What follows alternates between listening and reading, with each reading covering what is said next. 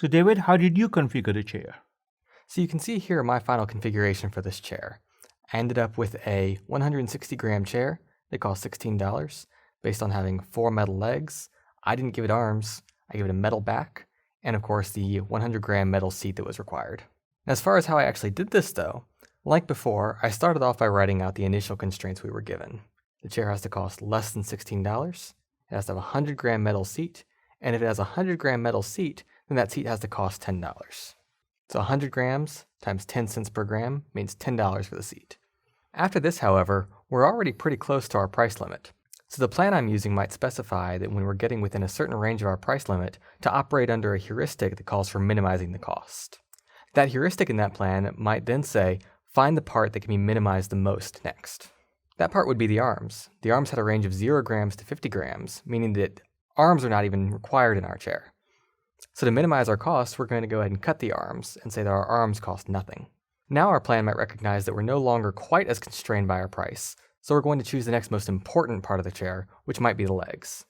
Given some information that the plan has about the ideal legs, it might choose to have 4 legs that are 10 grams each and are made of metal, which gives us a cost of $4.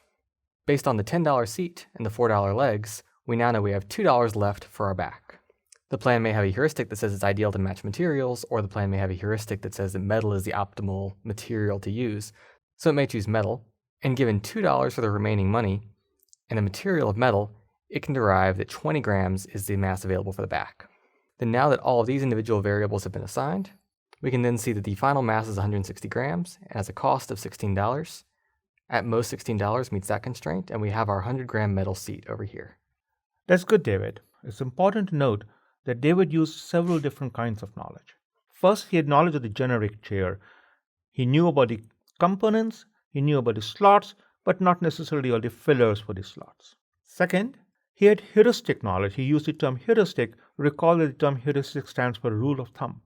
So he had heuristic knowledge about how to go about filling the values of some of these slots. Third, explicit in this is not just the knowledge about legs and seats and arms and so on, but also how this chair as a whole is decomposed into its components. That is one of the fundamental roles of knowledge and knowledge-based AI.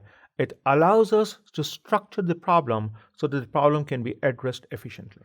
Note that this process of configuration design is closely related to the method of constraint propagation that we discussed in a previous lesson.